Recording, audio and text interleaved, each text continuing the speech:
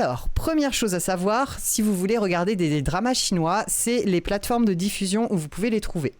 Pour ceux d'entre vous qui sont pauvres, vous pouvez aller sur YouTube et par exemple écrire Blossom C-Drama. Et si vous faites ça, vous allez tomber sur des playlists où le drama, il est parfois en entier. Donc, tu as les 40 épisodes qui sont sur YouTube.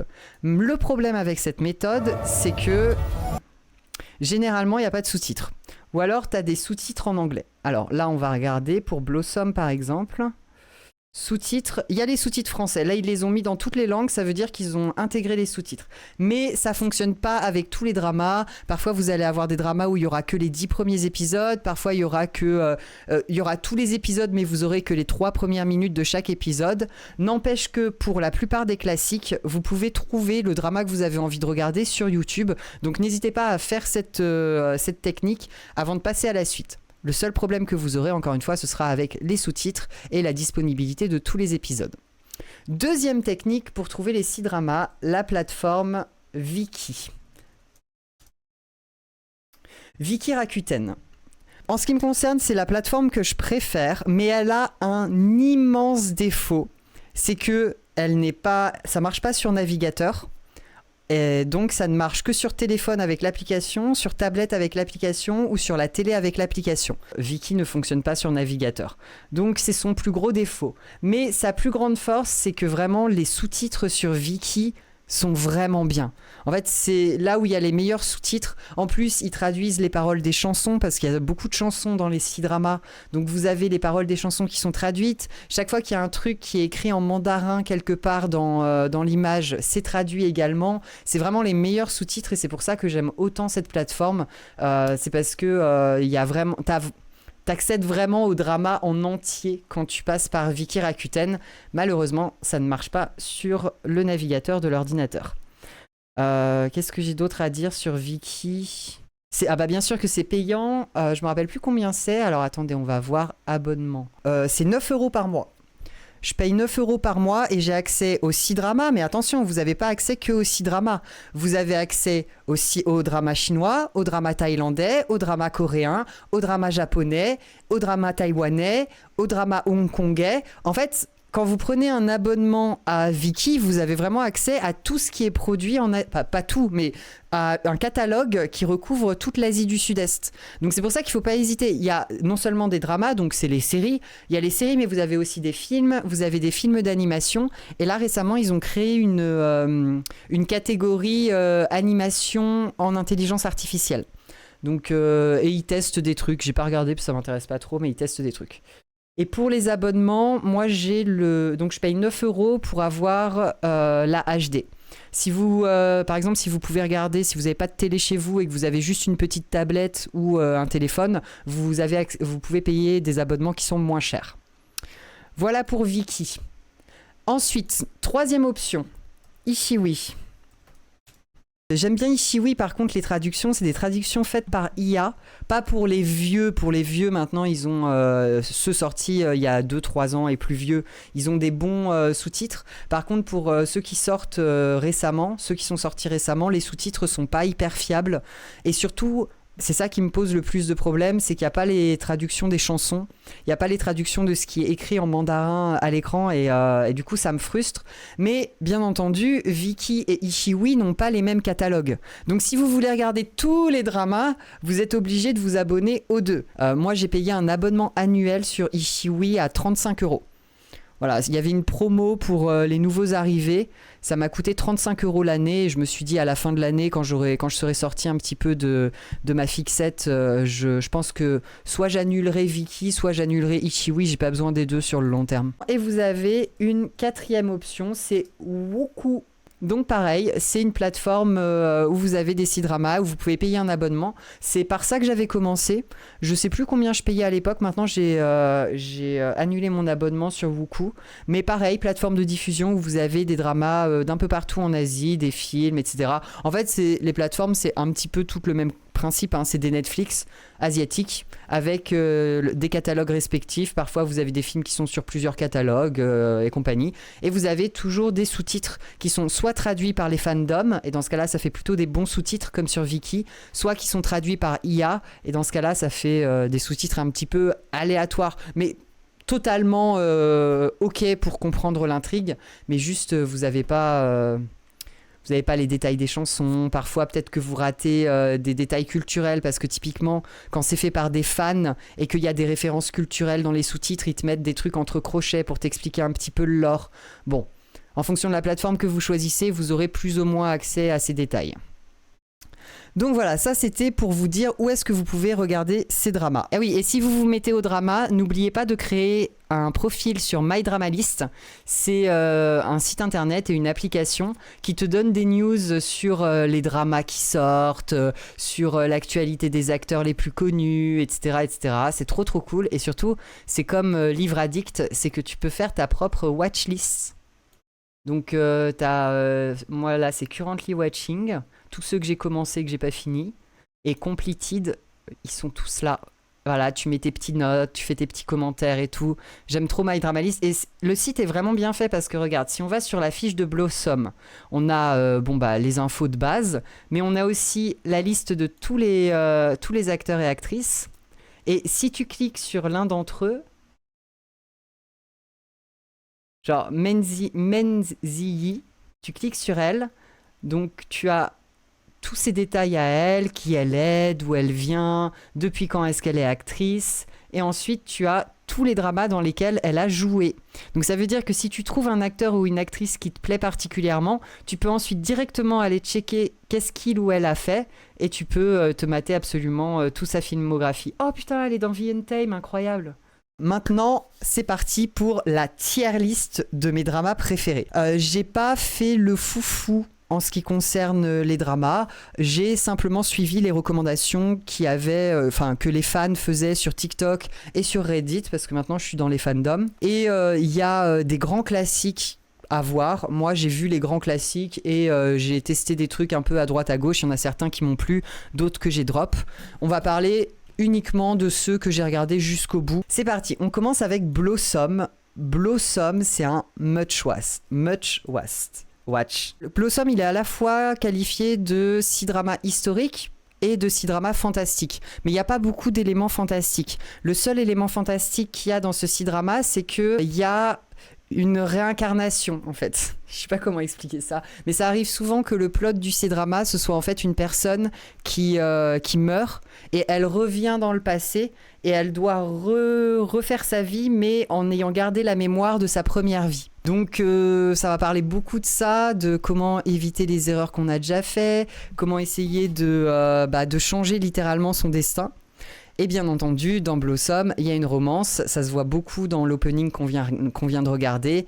Il y a une romance avec le mec, là. C'est une romance qui est hyper bien faite, qui va pas trop vite. Et ce qu'il y a de très cool dans Blossom, c'est que la romance, elle se concrétise, c'est-à-dire, quand on dit la romance se concrétise, c'est le mariage. En fait, ils se marient autour de l'épisode 30. Ça fait qu'il y a encore 10 épisodes derrière où on les voit être des jeunes mariés qui affrontent les épreuves ensemble. Il y a des complots, il y a des histoires de vengeance, c'est trop cool. D'un point de vue politique, j'ai trouvé que l'intrigue, elle était top. Et j'ai adoré l'histoire de revanche du héros, c'était très très cool. Ensuite il y a Glory, oh là là, Glory must watch, c'est littéralement mon drama préféré. En même temps il y a Hoo Min-hao dedans. Hoo Min-hao, c'est l'acteur que je trouve le plus BG. Dans ce drama là, dans Glory, c'est la meuf qui a le pouvoir et c'est le mec qui lui court après. Et du coup ça donne une dynamique entre les deux leaders qui est hyper cool, hyper agréable à regarder. En plus de ça, d'un point de vue visuel, le drama est magnifique dans un nuancé de couleurs automnales. C'est juste une folie. Il y a des plans qui sont dingos. Ça parle de thé. Si vous vous intéressez à l'art du thé en Chine, vous en saurez énormément en regardant Glory. Donc n'hésitez pas à regarder. Il est trop trop bien. Et en fait, ce qui est intéressant, c'est que c'est une famille de marchands, mais en fait, c'est une famille de marchands d'œufs. Il n'y a que des filles dans leur famille. Et Du coup, c'est hyper intéressant de les voir évoluer entre elles, de à la fois se disputer le pouvoir, mais toujours se soutenir. Il y a vraiment des très belles dynamiques qui sont dans ce film. Et surtout, le thème principal, c'est la confiance. Et comment est-ce que tu peux devenir extrêmement puissant si tu as un allié en qui tu peux avoir 100% confiance et de qui tu n'auras jamais besoin de douter. Glory, ça c'est fait. Donc on passe au suivant. C'est la légende c'est bizarre, légende de la femelle générale. C'est un petit peu bizarre dit comme ça, mais bon, en tout cas ça veut dire légende de la femme générale. Je pense que c'est comme ça qu'on le traduirait en français. Moi je l'ai trouvé un petit peu rompiche. Ce qui m'a un peu saoulé avec ce drama, c'est qu'il a un côté turbo woke qui est à la fois bien fait, à la fois un peu cringe. Genre, tu sais, il y a un moment donné où la meuf, elle prend la parole devant tous les hommes en disant les femmes aussi peuvent faire des trucs. Et c'est un petit peu bizarre parce que généralement dans les C-dramas, ils te disent pas, ils te font pas des grands discours pour dire les femmes aussi elles peuvent faire des choses. Ils mettent en scène des meufs qui font actuellement des trucs. On va finir par dire que t'es anti-woke. Oui, de fou, mais c'est pas une question d'anti-woke, c'est une question de... Moi, j'aime bien le wokisme quand il est bien fait. Et typiquement, le fait de mettre une meuf générale, c'est déjà de base un truc de woke. T'as pas besoin en plus de lui faire avoir des discours sur l'émancipation. Enfin, c'est même pas l'émancipation, c'est vraiment sur le fait que les femmes sont capables de faire les mêmes trucs que les hommes. Moi, je trouve que c'est un peu gaze. Et ce que je trouve encore plus gaze, mais ça, vous pourrez le comprendre en allant voir la vidéo de Emmerich Elan sur les critères de beauté en Chine. Mais en fait, chaque fois, les meufs, même celles qui jouent des guerrières, elles sont comme as en fait. Mais t'as l'impression elles ont vraiment que la peau sur les os. Et moi, je suis en mode, mais j'aimerais bien voir une générale qui est un petit peu musclée, tu vois. Enfin, qui est grande, qui occupe l'espace, où ça se voit qu'elle a de la force. Et c'est un truc qui me gêne un petit peu là. La meuf, elle est toute petite, rachitique, on dirait une crevette vraiment, mais c'est une grande générale, capable de buter des gens qui sont 10 fois plus forts qu'elle. Enfin bref. Du coup, ça fait que je trouve que l'histoire, elle est un peu rompiche, quoi. Mais ça reste un bon drama, c'est du bon divertissement. J'ai été jusqu'au bout, j'ai trouvé ça fun. Donc, faut pas hésiter à regarder si jamais l'histoire vous intéresse. Ensuite, on passe à Fated Earth. Fated Earth, j'hésite à le mettre dans Must Watch, mais sinon ils vont tous être dans Must Watch. Donc, on va le laisser dans Génial. Pourquoi t'as fait une fixette particulière sur les dramas par ailleurs? Je me rappelle l'époque tu nous recommandais Neja, t'as aussi maté des trucs d'action par exemple. Moi j'ai fait une fixette sur les dramas historiques mais j'ai regardé aussi des dramas modernes. Là on est en train de parler des dramas historiques, c'est-à-dire ceux qui se passent dans le cadre visuel et culturel de la Chine antique. Et pourquoi est-ce que j'ai pas fait autre chose? Parce que si tu veux les 6 dramas c'est le seul média audiovisuel qui me procure la même satisfaction émotionnelle et la même intensité émotionnelle qu'un livre bien écrit. Donc j'ai fait une fixette dessus tout simplement parce que ça me fait ressentir des émotions intenses et que j'adore ça. Fated Earth, c'est un enemy to lovers avec comme toujours des intrigues politiques, des histoires d'armées et de guerriers. On a 2 ennemis. Au début, ils sont ennemis, puis après, forcément, ils vont se rapprocher. Oh là là, c'est terrible, je vais être obligé de tomber amoureux de mon ennemi. Ah, terrible, vraiment. L'histoire est très cool. Il y a un petit côté kinky, on va pas se le cacher. En particulier au début du drama où t'es en mode wesh. Ok les gars, d'accord. Moi j'ai vraiment adoré. Je trouve que c'est surtout l'actrice et son rôle qui m'ont le plus ému. C'est une meuf warrior qui est bien écrite. En tout cas, qui est écrite de la manière dont je l'aime. Et puis, en ce qui concerne le gars, lui-même, j'ai adoré son personnage. Je le trouve trop chou. Il y a des scènes qui sont vraiment trop mignonnes parce que c'est à la fois un personnage qui est présenté comme quelqu'un de cruel, qui est froid, qui a pas de sentiments. Et justement, dans sa relation avec la female leader, il va développer son côté un petit peu plus vulnérable et c'est développé d'une manière qui est tellement cute, qui est tellement adorable. J'ai adoré. Ensuite, il se donne sur les génériques. Ouais, encore là, on n'a pas vu les plus beaux, mais les génériques sont très souvent magnifiques. Donc, dans le même genre que Fated Earth, aussi un enemy to lovers, c'est Prisoner of Beauty. Prisoner of Beauty, il est vraiment, vraiment très bien parce que la female leader, elle a un pouvoir magique, c'est que elle est douce comme l'eau. Mais vous savez, l'eau, ça peut être aussi dangereux quand ça se déverse très très vite. Ça peut traverser une montagne. En fait, il y a une métaphore qui se suit tout au long du drama où l'héroïne est considérée comme très douce, comme de l'eau. Elle est souvent comparée à l'eau et justement, elle arrive à soulever littéralement des montagnes tout en restant extrêmement douce. En fait, son tempérament est doux, diplomate, très intelligente et compagnie, mais elle arrive, mine de rien, à utiliser ça comme un vrai pouvoir pour obtenir ce qu'elle veut. Et je trouve que c'est trop bien fait. En fait, ce drama, il parle tellement bien de féminité et du pouvoir de la féminité. Il est hyper bien écrit. Les personnages principaux sont top, les acteurs sont top. Le male leader, j'ai trop aimé. Lui encore, c'est encore une fois un personnage qui est présenté comme froid, cruel, difficile et compagnie. Et en fait, lui, c'est pas qu'il se montre vulnérable et qu'il est cute, c'est plus que, de par son histoire, il a jamais eu d'amour dans sa vie. Et du coup, il est juste teubé. Il sait pas comment faire pour gérer une relation amoureuse, il sait pas comment faire pour exprimer ses sentiments. Il n'arrive pas à voir quand les autres lui expriment ses sentiments, ce qui le rend un peu idiot. Et ça lui donne un côté attachant que j'aime beaucoup. Ça parle beaucoup de politique et ça parle de gestion de l'eau. Parce que souvent, en fait, il y a un métier qui est vachement mis en valeur dans les C-dramas. Parfois, je vous ai dit, il y avait la marchande de thé, du coup, on apprend plein de choses sur le thé. Là, on apprend plein de choses sur la gestion de l'eau parce que la trame politique tourne autour de l'unification de plusieurs régions en Chine pour pouvoir justement gérer l'eau entre ces régions et permettre la prospérité du peuple. Donc il va y avoir beaucoup de discours autour de la gestion de l'eau, des récoltes, comment faire pour qu'on soit tous unis, qu'on arrête de se faire la guerre et compagnie. C'est hyper intéressant politiquement ce qui est dit dans ce drama. Donc n'hésitez pas encore une fois à aller le voir. On passe à la suite. Allez, on va changer de registre avec Nirvana in Fire. Nirvana in Fire, c'est un must-watch.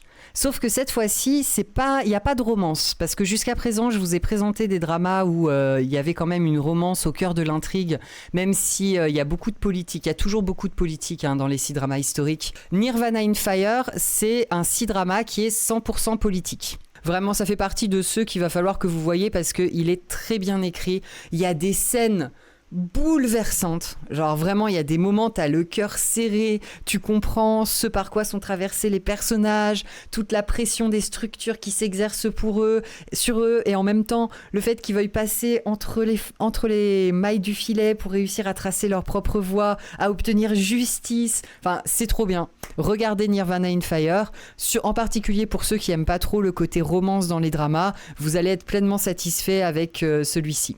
D'ailleurs, je sais même pas s'il a un joli opening. Et d'ailleurs, il est sur YouTube, celui-là, avec tous les sous-titres. On va continuer sur quelque chose qui est pas trop dans la romance. C'est Les Aventures de Zhang Jiao. C'est un wuxian, c'est-à-dire que c'est un drama fantastique dans le monde des arts martiaux, parce que vous avez deux types de fantastique dans les C-dramas. Vous avez le fantastique dans le monde des cultivateurs, où eux, ils ont plus des pouvoirs spirituels. Donc ils peuvent faire voler des trucs, ça dépend du drama que vous regardez, mais globalement ils ont des pouvoirs magiques.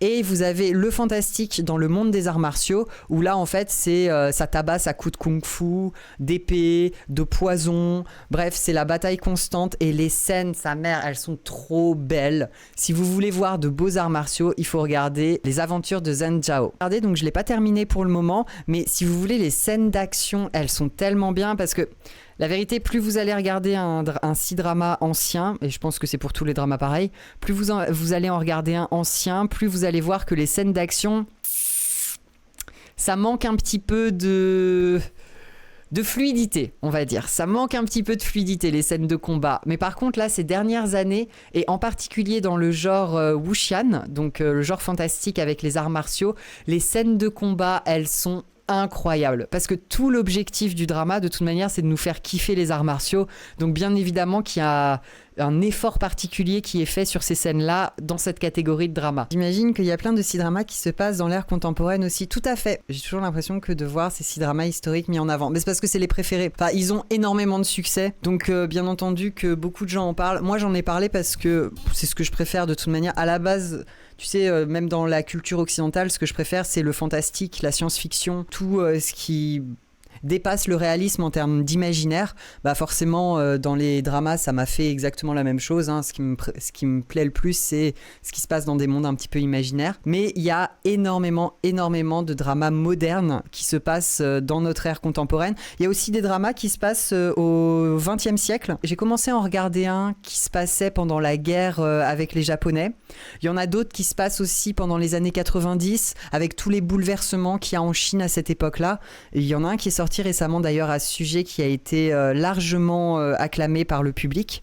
Donc en fait vous pouvez trouver un petit peu des dramas dans tout ce qui vous plaît. Il y a aussi des dramas de science-fiction, il y a aussi des dramas policiers. En fait, drama, c'est juste une manière de dire série télévisuelle asiatique.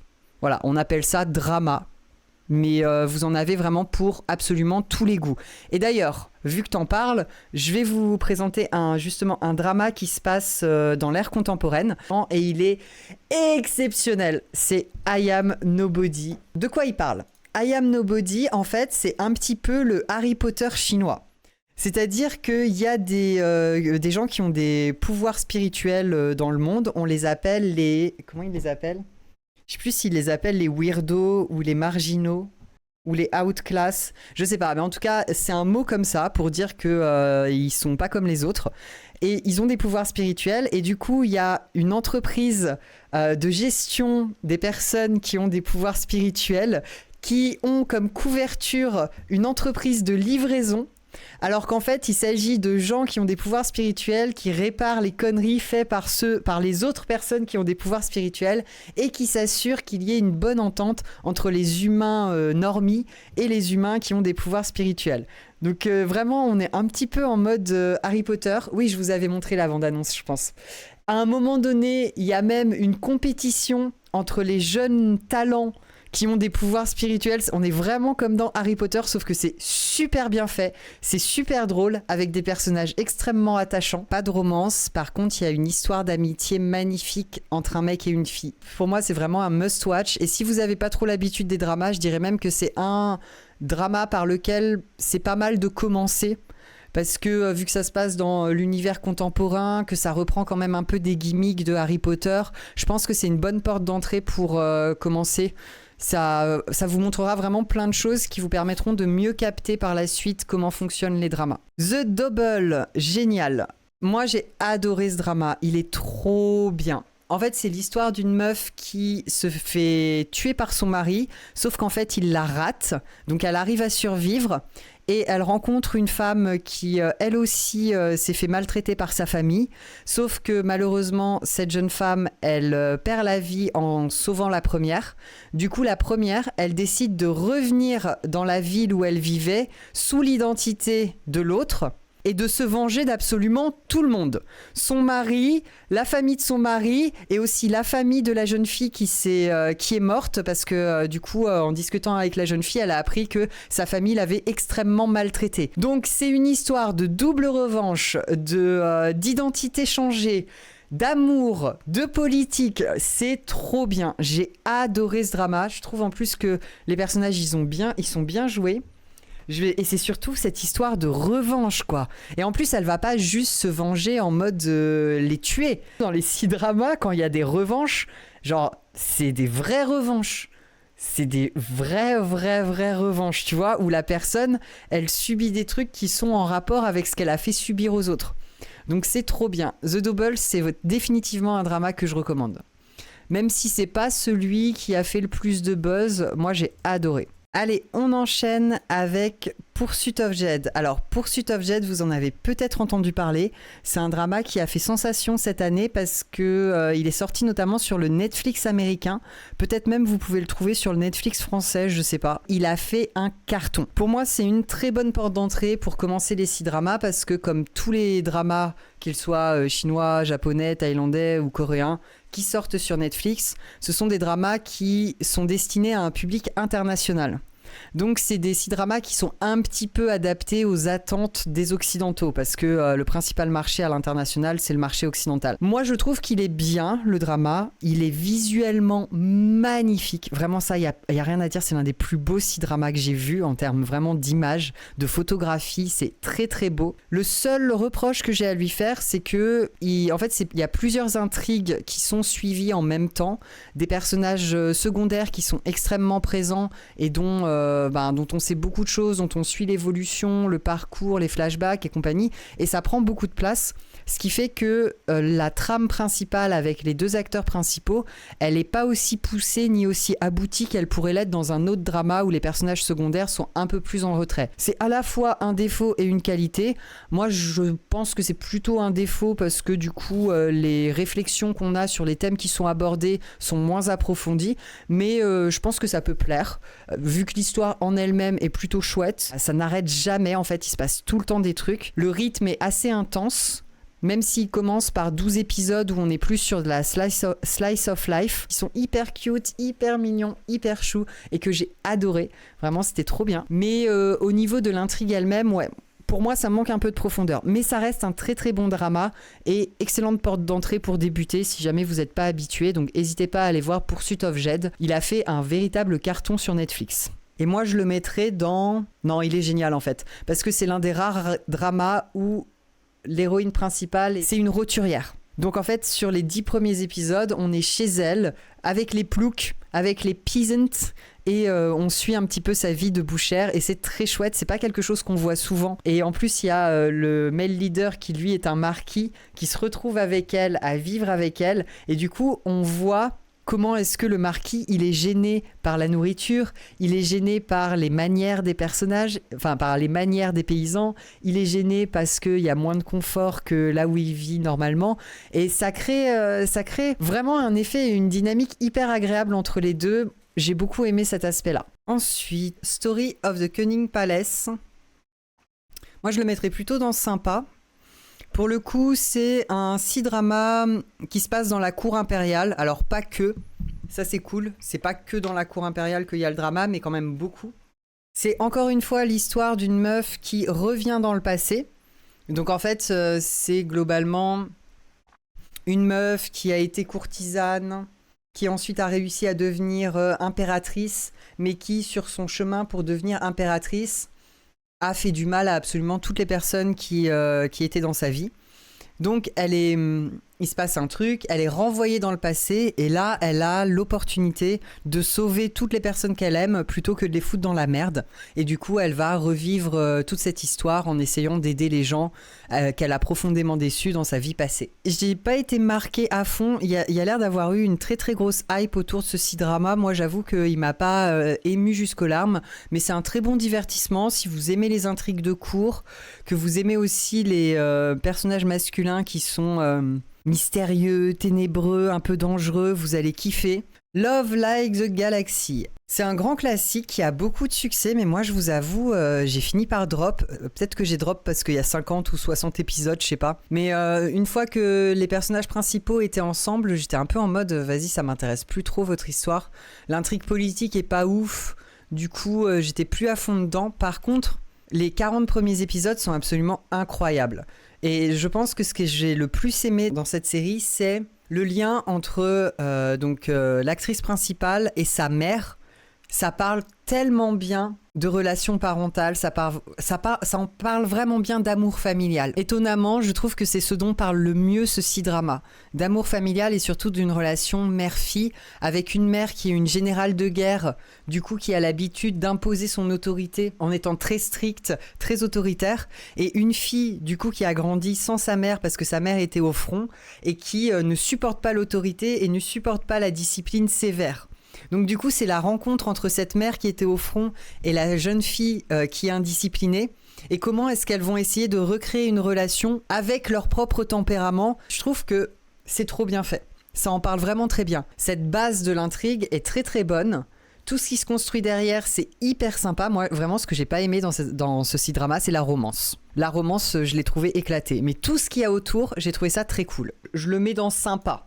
On termine les dramas historiques avec Splendid Match, que je n'ai pas du tout aimé. En fait, Splendid Match, j'en parle dans ma vidéo parce que sur les 3 premiers épisodes, il se passe quelque chose qui est incroyable et qui m'a fait une très grosse promesse en termes de C-drama. Les 3 premiers épisodes, ils m'ont promis du super lourd et malheureusement, j'ai fini par drop. Je suis même pas allée jusqu'au bout parce que ce personnage-là, je le hais. Je le déteste en fait. C'est la première fois que je déteste un personnage dans un C-drama. En plus, il est même pas beau. C'est un très mauvais point pour lui. J'aime pas son caractère, j'aime pas son tempérament, j'aime pas la manière dont il résout ses problèmes. Vraiment, je ne l'aime pas. Donc ça m'a un peu gâché le drama. Et aussi, le problème c'est que la promesse qui est faite dans les 3 premiers épisodes, qui t'annonce des intrigues politiques très fortes et très intenses, elle est pas tenue sur le reste du drama, qui devient un peu fouillis, un peu bizarre, à la fois en termes de rythme et en termes de gestion des personnages et des relations entre eux. Ça devient vraiment n'importe quoi, donc j'ai fini par drop et j'ai arrêté de le regarder. J'avais été attirée par les premiers épisodes, comme je le dis, grâce à cette promesse d'intrigue politique, et aussi parce que visuellement, il est vraiment très beau le drama.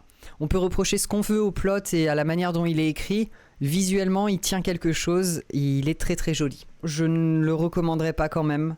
Parce que vraiment, le male leader est insupportable et le seul personnage que j'ai aimé, il meurt et ça m'a trop saoulé. Donc, faut laisser tomber. Ah oui, et vous savez, c'est régulièrement qu'il y a des trios amoureux dans les C-dramas parce qu'il faut bien mettre un petit peu de piment dans les romances. Moi, je trouve ça un peu chiant, même si le personnage du cuck, il est toujours un peu intéressant, c'est jamais vraiment le même. Mais dans Splendid Match, il n'y a pas 2 gars qui s'intéressent à la fille. Il n'y a pas 3 gars qui s'intéressent à la fille. Il y a 4 gars qui se tirent dans les pattes pour la même go. Je suis en mode, mais les frères, wesh, enfin, vous abusez.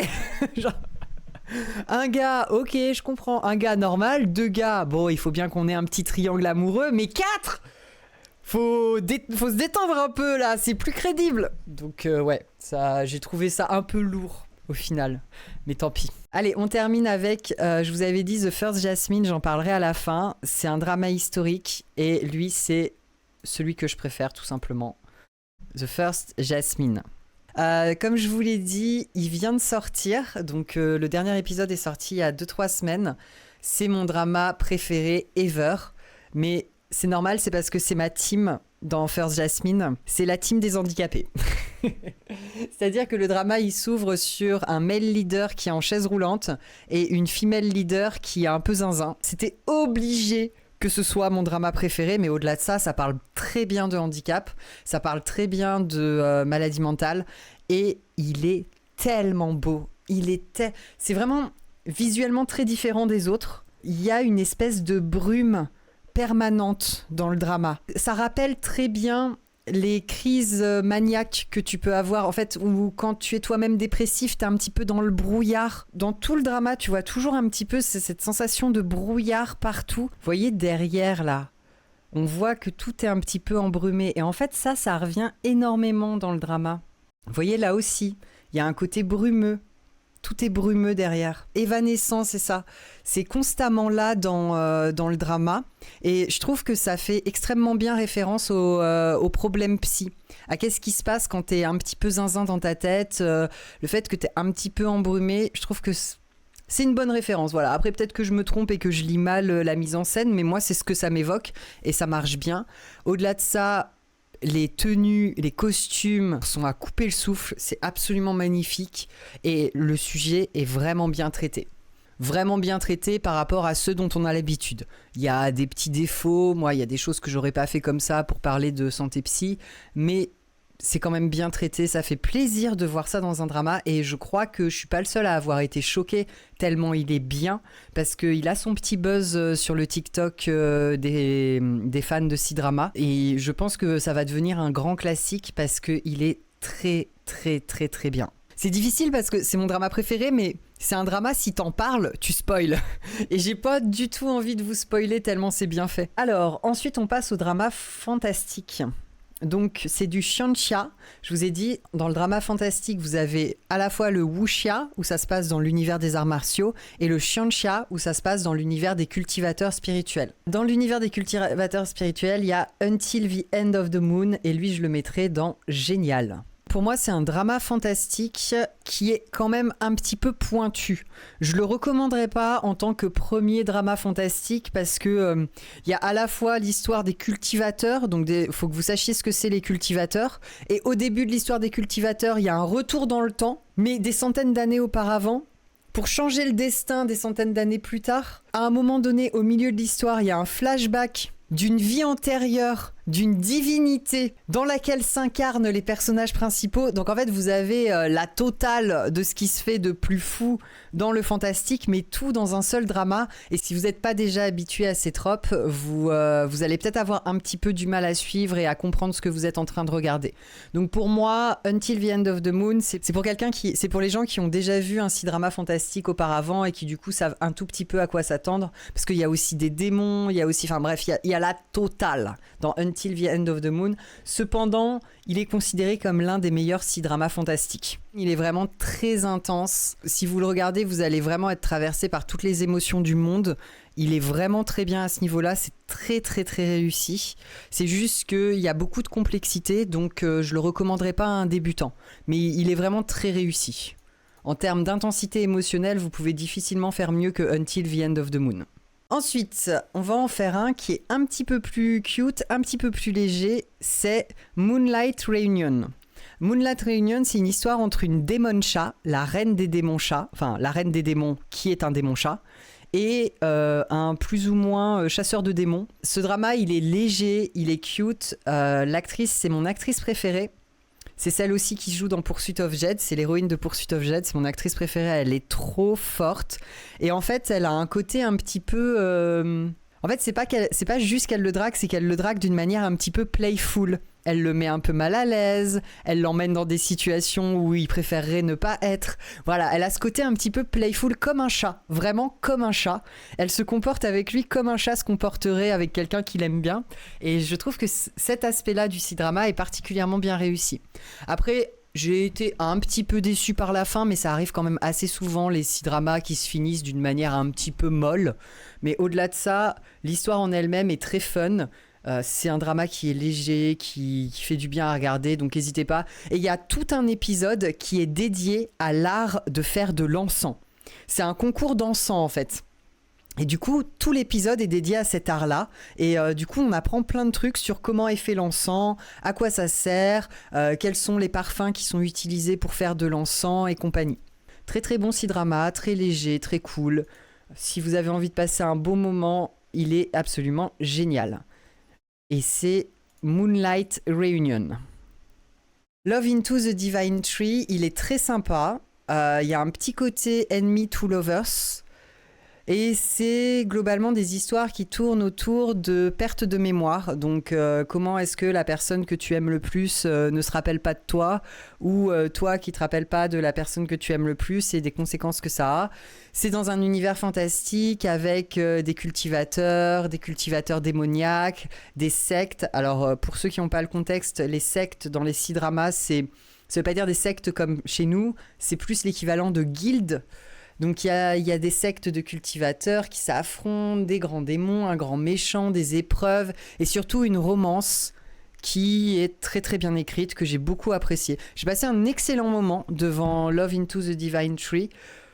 J'ai pas grand chose à en dire, mais c'est vraiment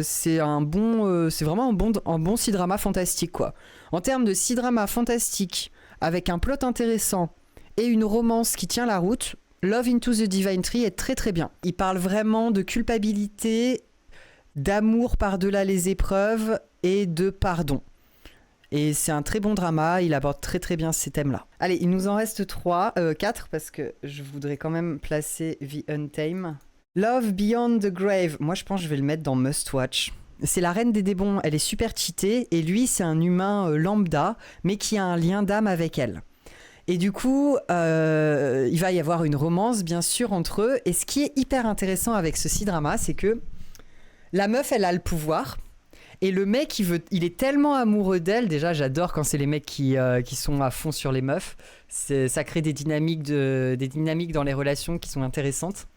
Et lui, il est tellement amoureux d'elle, en fait, qu'il va un petit peu la harceler, il va essayer de la suivre, il va vouloir lui parler tout le temps et tout. Et ça pourrait être problématique si la fille, elle avait pas de pouvoir. Sauf que là, vu qu'elle est super cheatée, en fait, on sait que si elle veut se débarrasser de lui, elle a qu'à claquer des doigts. Genre, littéralement, elle claque des doigts, elle l'envoie à 500 km, tu vois, ça ne pose absolument aucun problème. Mais comme elle le laisse la taquiner, l'embêter, la suivre un petit peu partout, on comprend qu'au fond, ça lui plaît un petit peu quand même. Et je trouve que ce drama-là est hyper intéressant parce qu'il nous montre bien que le problème dans... on va parler, ouais, une forme de harcèlement. Le problème dans cette forme de harcèlement où le mec, il comprend pas le non, c'est pas tant qui comprend pas le non, c'est surtout la disproportion en termes de pouvoir qui crée des problèmes pour les femmes.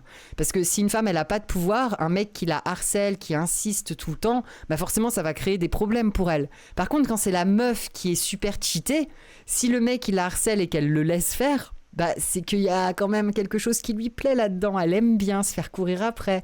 Bref, ça crée une dynamique de relation très intéressante. Et pour ça, je vous le recommande. Au-delà de cette dynamique que moi, j'ai adorée, je trouve que l'histoire, elle est plutôt fun. Enfin, un peu tragique aussi, un peu triste. Après, il y a des défauts dans ce drama, mais je vous recommande quand même de le voir parce que pareil, c'est encore un de ces dramas... En fait, visuellement, tous les dramas sont différents. Chaque drama va avoir sa propre palette de couleurs, chaque drama va avoir son propre style graphique, bref, visuellement, ils ont tous leurs propres pattes et j'ai particulièrement aimé la patte de celui-ci. Bref, n'hésitez pas à aller regarder si vous êtes un petit peu curieux. Moi, j'ai passé un super moment devant celui-là, même s'il n'a pas une très grande hype, même s'il y a des petits défauts, je l'ai trouvé très très chouette. Love in the Cloud, c'est un drama fantastique où il y a un gender swap. Moi, je trouve que le gender swap, il est mal fait. Parce que c'est le genre de gender swap où la meuf, elle a passé toute son enfance à être éduquée comme un garçon, à se comporter comme un garçon. Et le jour où elle doit redevenir une fille, c'est une fille. Genre, c'est vraiment une fille. Tu vois pas qu'elle a passé toute sa vie éduquée comme un garçon. Et du coup, ça me... Bon, en termes de genre, t'es un peu en mode, bon, c'est un peu facile, mais c'est pas grave. Au-delà de ça, c'est le drama où j'ai vu le meilleur yearning de tous les dramas que j'ai vus. Est-ce que ça vous parle, le yearning? Vous savez ce que c'est? Donc, c'est un sentiment de désir intense pour quelque chose, généralement une chose dont on a été séparé ou qui est inaccessible. Dans le drama en question, Love in the Cloud, ce qui se passe, c'est que les deux personnages, ça se voit, ils se désirent, ça se voit, ils se tombent amoureux d'eux, mais il y a quelque chose qui les empêche d'être ensemble. Et ça crée le yearning. Parce que ça fait qu'ils se lancent des grands regards langoureux, qu'ils sont présents l'un pour l'autre, que voilà, globalement, il y a l'amour et le désir qui est là, mais il y a quelque chose qui les épare et qui les empêche de pouvoir exprimer leurs sentiments et d'être 100% honnêtes l'un avec l'autre, et ça crée un sentiment de yearning. Il y a quelque chose qui nous manque, mais en même temps, c'est ce manque-là qui est si satisfaisant et si délicieux.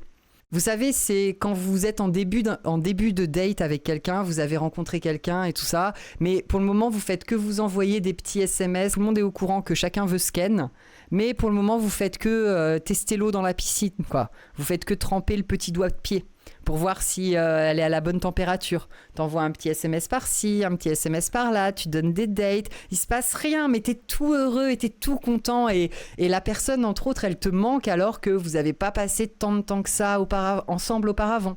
C'est ça le yearning, c'est cet état-là, cette ambiance-là, c'est une vibe. Moi, j'adore le yearning, c'est ma partie préférée de la relation amoureuse. C'est le moment où t'es en mode, dès que tu reçois un SMS, t'es tout content ou toute contente et tout. Mais tu réponds pas tout de suite, hein. Tu fais un petit peu attendre parce qu'il faut savourer ce moment-là. Donc tu réponds pas tout de suite au SMS, juste tu le reçois. Même pas tu le lis tout de suite. T'es là en mode, il m'a envoyé un SMS, tout content, tout ça. Et puis après, tu te poses, tu te mets bien, petite tasse de thé et tout. Et là, tu lis le SMS, tu prends le temps, tu réfléchis et tu réponds. Et t'es tout content. Voilà. Globalement, c'est cette partie de la relation. Après, il y a des gens pour qui ça n'a pas trop d'effet, et il y a d'autres gens pour qui c'est hyper intéressant et c'est hyper intense. Moi, je fais partie des gens qui adorent ça et pour qui c'est intense, mais bien évidemment, ça dépend du tempérament de chacun et du rapport aux émotions de chacun. Love in the Cloud montre très très bien ça. Moi, je vous dis juste, je trouve que le gender swap est raté et le script, il est un peu bancal. Voilà, arrivé aux 2/3 du drama, tu sens que c'est un peu bancal, que ça tient plus trop la route, mais il y a une side quest qui est hyper intéressante et dont tu veux voir la fin quand même, donc tu vas quand même au bout du drama. Et le drama en lui-même se regarde très bien parce qu'il est beau, il est charmant, il est féerique, il y a des ambiances sonores qui sont extrêmement bien travaillées. Les 2 personnages principaux jouent tous les 2 très bien, font très très bien le yearning comme il faut. Il y a des scènes un petit peu olé olé. Comme je vous ai dit, les scènes les plus olé olé que vous pouvez voir dans un C-drama, c'est un baiser intense dans une baignoire tout habillé. Bon bah il y a ça dans ce drama-là. C'est vraiment pas mon drama préféré, donc je pense que je vais le mettre dans sympa. Genre je suis sûr que je le re-regarderai pas. Mais il est cool, hein, il est léger, il est fun, il est vraiment marrant. Il y a vraiment des scènes qui sont très très drôles. La dynamique entre les 2 personnages est très réussie, donc n'hésitez pas à le regarder. Les décors sont magnifiques, c'est sublime. Ils ont fait des décors fantastiques avec des bateaux qui volent et tout, c'est sublime. Mais moi, c'est pas ce qui me plaît le plus dans un drama. Ce qui me plaît le plus dans un drama, c'est vraiment l'intrigue en elle-même et les tempéraments et les personnalités des personnages. Et là, j'ai pas trop été convaincu par tout ça. Le titre, c'est Love in the Clouds. Love in the Clouds, celui qu'on vient de voir. Et on va se mater tout de suite l'opening. Je commence à être claqué. Bon, allez, on va y arriver. Alors, il y a la légende de Zhanghai. Je vais le mettre dans sympa. La légende de Zhanghai. Là, je vous ai dit, il y a certains C-dramas dans lesquels on a des focus sur des professions. Là, on a le focus sur la profession d'ingénieur. Donc, on suit un gars qui est hyper intelligent, qui arrive dans une grande ville pour accomplir une vengeance, pour se débarrasser de gens qui ont massacré toute sa famille.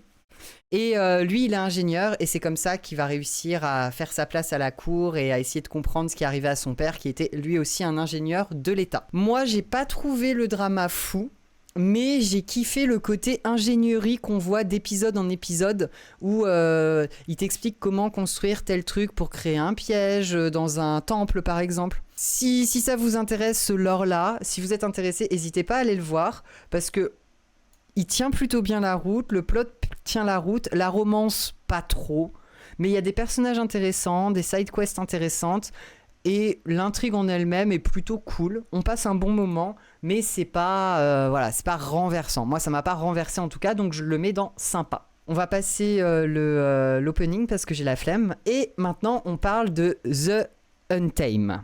C'est le C-drama chinois emblématique à l'international. C'est celui qui a la plus grande communauté ever. C'est-à-dire que dans le monde, t'as pas de plus grande communauté de fans que la communauté de fans de The Untamed. C'est un boys love. Alors, c'est-à-dire que c'est une histoire d'amour entre 2 hommes. Mais attention, hein, c'est platonique. Hein. C'est tiré d'un livre. Moi, j'ai regardé que les 15 premiers épisodes parce que je préfère lire le livre plutôt que de regarder le drama. Comme il est sorti en 2018, ça commence à faire un petit peu de temps et ça se voit. Il est beaucoup plus lent et les scènes de combat sont beaucoup moins bien faites que dans les dramas récents. Mais c'est un grand classique et si vous avez envie de vous lancer dans les C-dramas, je pense que ça vaut le coup de le regarder parce qu'il est vraiment exceptionnel. Il est considéré comme exceptionnel. Au moins aussi exceptionnel que celui dont je vous ai parlé qui s'appelle Nirvana in Fire.